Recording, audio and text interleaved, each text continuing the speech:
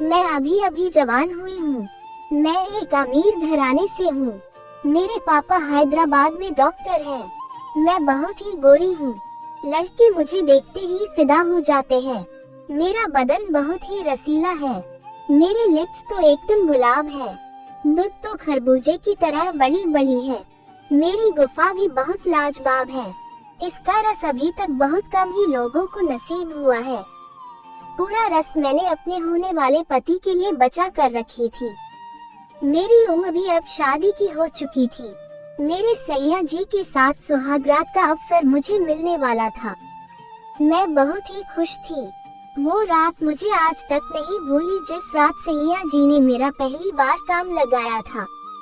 दोस्तों, ये बात 2021 की है, जो कि आज के 2 साल पहले की है। मेरे घर वाले मेरी शादी ढूंढ रहे थे।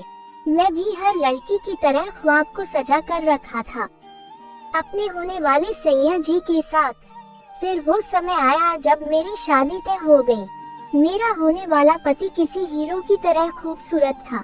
उसकी पर्सनैलिटी पर तो मैं फोटो में ही देखकर फिदा हो चुकी थी। मैं तो उसे पाकर फूली नहीं समा रही थी।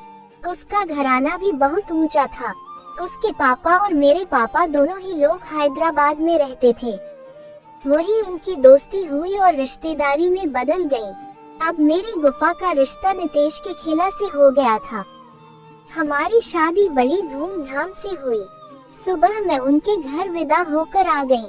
सासू माँ ने और अन्य मेहमानों ने मेरा भव्य स्वागत किया। मैं बहुत ही खुश थी। आज मैं खुदवाने वाली थी। मुझे आज जबरदस्त केला मिलेगा। मैं उसे खाने को बेकरार हो रही थी। फिर वो रात भी आ गई, जिसका हर गुफा को इंतजार होता है। जिस रात बीवी को केला का दर्शन होता है। मैं सज धज के अपने रूम में बैठी थी। मैं सुहागरात की सेज पर परियों सी सजी बैठी थी। अपने सपनों के राजकुमार का इंतजार कर रही थी। नितेश आए और मेरे पास आकर मुझसे जमाने भर की बात करने लगे। बातों ही बातों में वो रोमांटिक होने लगे। लेकिन मुझे तो इंतजार था कि वो कब अपना केला मुझे दिखाएं। मगर मैं कैसे उनसे कहूँ कि मुझे खुदवाने की बेचैनी हो रही है। मैंने बहुत देर तक सोचा कि क्या करूँ। अचानक मैंने एक आइडिया सोचा और धीरे धीरे अपने गहने उतारने शुरू किए और अपनी साड़ी का पल्लू नीचे खिसका कर सीने से हटा दिया। ऐसा करते ही नितेश मेरी तरफ आकर्षित होने लगे। मेरे सफेद बड़े बड़े खरबूजे देखकर उनकी आंखें फटी की फटी रह गई। बिना पलक झपकाए मेरी दूध को ताड़े जा रहे थे। उन्होंने मुझे बिना कुछ कहे उठाकर अपनी गोद में घसीटा और मेरी होंठों से अपने होंठ को चिपकाकर मेरी सारी लिपस्टिक छुड़ा डाली। मेरे होंठों के लिप लाइनर को चूस लिया। अब मेरी देसी लुक उनसे भी देखी नहीं जा रही थी। मैं अपना होश खो बैठी थी। मैं भी पागल सी हो गई और अपने हाथ उनके पूरे शरीर पर फिराने लगी। नितेश ने कब एक एक करके सारे कपड़े निकाल दिए। मुझे तो पता भी नहीं चला कि उन्होंने कब का मुझे नंगी कर दिया था। मैं तो उनके होठों में ही गुम थी कि अचानक से एक चटाक से मेरे गुफा में चोट सी महसूस हुई। मैं चौंक गई। मैंने सकपका कर उनके होंठ छोड़ दिए और उनकी तरफ बुरी निगाहों से देखा तो वो मुस्कुरा रहे थे। बोले, क्या करूं, काजल, आदत से मजबूर हूँ। मुझे तुम्हारी गुफा बहुत ही जबरदस्त लगी तो मार दिया। मुझे सेक्स करते समय कुछ भी होश नहीं रहता। मैं क्या कर रहा हूँ इस बात का मुझे पता ही नहीं चलता। मैंने भी मुस्कुरा दिया और कहा, कोई बात नहीं, मैं भी तुम्हारी तरह हूँ। मुझे भी कुछ होश नहीं रहता। मेरी गुफा में कुछ लंबा मोटा सा महसूस हुआ। मैंने अपने ऊपर ध्यान दिया तो पता चला कि मैं उनके ऊपर नंगी बैठी हूँ। उनका केला ही मेरी गुफा में चुभ रहा था। मैं उनकी गर्दन पर अपना हाथ टिकाकर बैठी हुई थी। मैं पूरी नंगी अपने पतिदेव नितेश की गोद में किसी बच्चे की तरह बैठी हुई थी। उन्होंने कुर्ता पायजामा अभी तक पहन रखा था। उनके कसरती बदन की मजबूती बाहर से ही महसूस हो रही थी, मगर उनका केला देखने की चाहत अभी बरकरार थी। हम दोनों खूब सेक्सी बातें करने लगे। वो मेरी दूध के निप्पल को पकड़ कर खींचते हुए मुझे गर्म कर रहे थे। मैं आई ओह, की सिकुड़ियां भर रही थी। मेरी पेट खींचते ही सिकुड़ जाती। मेरा दिल धक धक कर रहा था। सांसें तेज होने लगी। मैं उनकी गोद से उतरने ही वाली थी कि उन्होंने मुझे अपनी बाहों में भर लिया और बोले, काजल, तुम मुझे एकदम देसी गाय की तरह लगती हो, एकदम मासूम सी, चाहे जहां हाथ लगाओ कोई विरोध नहीं करती। मैंने भी कहा, और तुम मुझे देसी सांड के जैसे लग रहे हो, पीछे पड़े हो, हर पल मेरे गुप्तांगों को ही छूकर मजा ले रहे हो। नितेश हंस दिए। उन्होंने मुझे कस के जकड़ लिया, मुझे चिपकाते हुए फिर एक बार होंठों को चूसने लगे। इतना जोश तो मैंने पहले कभी किसी में नहीं देखा था। जोशीले होकर होंठों को ही काटने लगे। मैं तड़पती हुई आहा सी आहा हा हा हा की मदमस्त आवाज निकाल रही थी। धीरे धीरे उनके होंठ मेरे शरीर के नीचे के अंगों की तरफ बढ़ने लगे। वो मेरे दूध को पकड़कर मींजने और सहलाने लगे।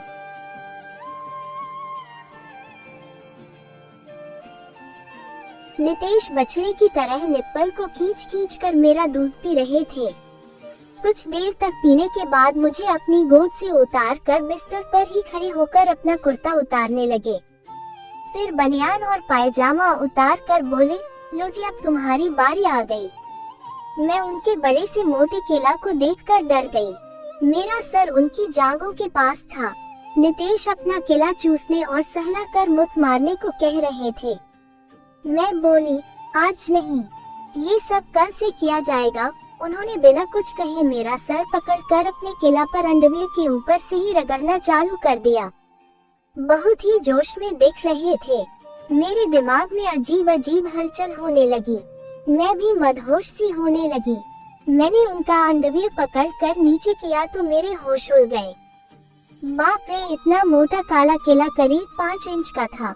खड़ा होता तो कितना बड़ा हो जाता, यही सोचकर मेरा दिमाग खराब हो रहा था। मेरे शौहर और मेरा दोनों का रंग एकदम गोरा है, मगर पता नहीं क्यों उनका केला एकदम भुजंग काला था। मैं उनका केला देखकर हल्के से चिल्ला पड़ी, हे भगवान, ये क्या है? इतना बड़ा केला तो किसी का जल्दी खड़ा होने पर भी नहीं होता। नितेश मन ही मन खुश हो रहे थे। वो हंसे मगर बोले कुछ नहीं और मेरा सर पकड़कर अपने केला को रगड़ने लगे। मैंने जोर लगाने की कोशिश की मगर वो ज्यादा ताकतवर थे। मेरे होंठ न चाहते हुए भी उनके काले केला पर घूम रहे थे। कुछ ही देर में मैं विरोध करते करते थक गई थी। फिर मुझे पता नहीं क्यों वो काला सांप जैसा केला बहुत ही मेरे मन को भाने लगा। कुछ देर बाद मुझे भी अच्छा लगने लगा। मैंने भी जोर लगाना बंद कर दिया। तभी नितेश ने मेरे बालों की चोटी को जोर से खींचा तो मेरी मुंह से आह निकलते ही मेरा मुंह खुल गया। जैसे ही मेरा मुंह खुला वैसे ही उन्होंने अपना केला अंदर करके मैं चुसाना शुरू कर दिया। मुझे उनका केला मुंह में रखकर बहुत बुरा लग रहा था। मुझे लगने लगा कि उल्टी हो जाएगी। मेरा पूरा मुंह उनके केला से भर गया।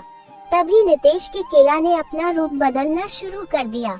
उसका साइज बढ़ने लगा। मेरी छोटी सी मुंह में उनका बड़ा केला बड़ा होकर मुझे तड़पाने लगा।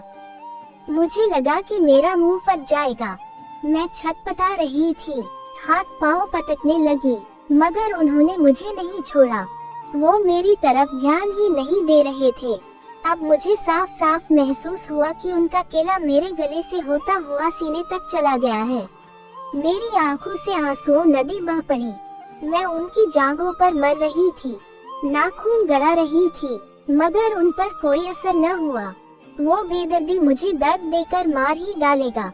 मेरा सांस लेना दुश्वार हो गया। वो मेरा सर दबाए हुए थे। मैं कुछ बोल भी नहीं सकती थी।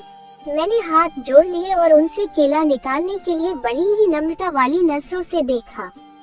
मेरी आंखों के आगे अब तक अंधेरा छाने लगा था। वो अचानक मुझे छोड़ दिया। बैठकर उन्होंने मेरे केला पर जमकर एक तमाचा मारा। मैं उछल पड़ी। वो बोले, क्यों, कैसा लगा? मैं रो रही थी। कहने लगे, अब मानोगी न मेरी बात? मैंने अपना सर हिला दिया। मैं बिस्तर पर धड़ाम से गिर पड़ी। मेरा दिमाग ही काम नहीं कर रहा था। मैं दमे के मरीज की तरह हौंफ रही थी। इतने में पति बोले, अब तू पूरी तरह से गए लग रही है, वो मेरे दोनों हाथ फैलाकर उनके ऊपर घुटने रखकर मेरे सीने पर बैठ गए। कहने लगे, इसे अब चाट, जैसे तू गाय अपने बछड़े को चाटती है।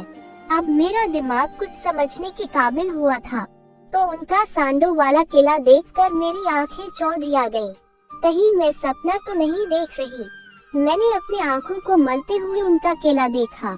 करीब 10 इंच लंबा और 3 इंच मोटा काला लौकी जैसा केला मेरे मुंह पर रखा हुआ था। मैं केला देख के मेरी सिट्टी पिट्टी गुल थी। मेरे पति का केला मेरे मुंह पर रखा हुआ था। मैं इतने बड़े केला को देखकर हैरान थी। मेरे पति बोले, चाट इसे जल्दी। मैंने जल्दी से जीभ निकाल कर केला चाटना शुरू कर दिया। वो बोले, हाथ जाकर तू पूरी तरह से गाय बनी है। मैं रोती जा रही थी और केला चाटती जा रही थी। मेरे दोनों हाथ उनके पैरों के नीचे दबे हुए थे। मेरे गोरे गालों पर उनका भारी केला मूंगे की तरह पड़ रहा था। लगभग 5 मिनट बाद वो उठे और मुझे उठाकर गोद में बिठा लिया। अपने शेव किए चेहरे से मेरी दूध पर मसाज करने लगे। कहीं कहीं की दाढ़ियां मेरी दूध पर चुभ रही थी। उनका केला ठीक मेरी गुफा के नीचे था। उन्होंने मेरी दोनों टांगों को खोलकर जोर का झटका मारा। मैं उछल पड़ी। जोर जोर से आ ओए मम्मी चिल्लाने लगी। उनके केला का टोपा मेरी गुफा में जाकर फंस गया। वो और भी धक्का मार मार कर मेरी गुफा में डाल डाल कर निकालने लगे। मैं दर्द से तड़प रही थी, लेकिन उन्हें कोई फर्क नहीं पड़ रहा था। वो मेरी गुफा की फदाई में लगे हुए थे। मुझे लग रहा था किसी ने लोहे का मोटा रॉड गर्म करके मेरी गुफा में डाल दिया हो। मैं भी गुफा की दर्द को भूलकर खुदाई करवा रही थी। अचानक उनका मोटा काला केला मेरी गुफा में हलचल मचाने लगा। वो मुझे किसी कुत्ते की तरह जल्दी जल्दी खोदने लगे। सैया जी की ट्रेन ने स्पीड पकड़ ली थी। वो ब्रेक मारने का नाम ही नहीं ले रहे थे। उनकी स्पीड की रगड़ से मैं बहुत परेशान हो गई थी। मैं दर्द से की आवाज के साथ अपनी गुफा फड़वा रही थी। मेरी गुफा में मार मार कर मुझे भी जोश दिला रहे थे। मेरी गुफा का दर्द धीरे धीरे कम होने लगा। मैं उसे महसूस करने लगी। अब मुझे भी बहुत मजा आने लगा। मैं भी अपनी गुफा को उठाकर खुदवाने लगी। वो एन करके मेरी गुफा में अपना केला हचक हचक कर डाल रहे थे। इतनी जोर की खदाई ने तो मेरी जान ही निकाल दी। मुझे उसका केला अब अच्छा लगने लगा। मैं उस केला को खाकर मन ही मन खुश होने लगी। उसने अपने बल का प्रयोग करके मुझे अपनी गोद में उठाकर खोदने लगा। मैं भी उसका गला पकड़ कर उछल उछल कर खुदवा रही थी। वो मेरी गुफा पर हाथ मार मार कर मुझे उछाल उछाल कर खोद रहे थे।